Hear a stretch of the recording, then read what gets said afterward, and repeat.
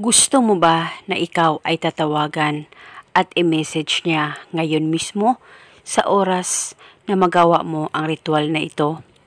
Lalong-lalo na ngayon na bihira na siyang tumatawag, text o chat sa iyo, ay mas mainam na gawin mo itong ritual na ituturo ko sa inyo ngayon. Pwede ito gawin sa kahit na anong araw o oras na gusto mo as long as naniniwala ka sa mga ganitong pamamaraan.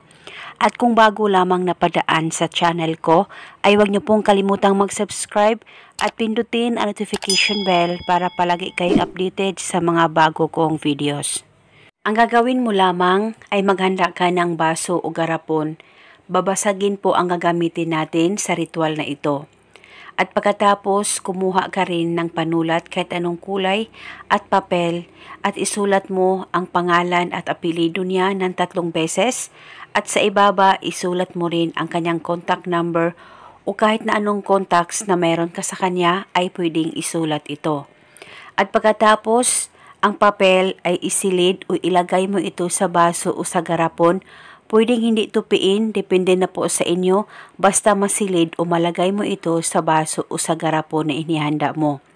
At nang malagay mo na ang papel, kumuha ka lamang ng lemon o kalamansi at hiwain mo ito at pigain mo ang lemon o ang kalamansi sa baso o sa garapon na inihanda mo. Dapat mabasa po yung papel na inilagay mo sa baso o sa garapon.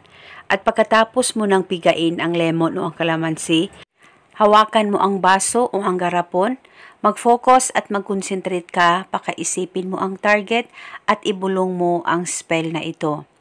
Pangalan at apelido, ako ay tatawagan at i-message mo ngayon mismo.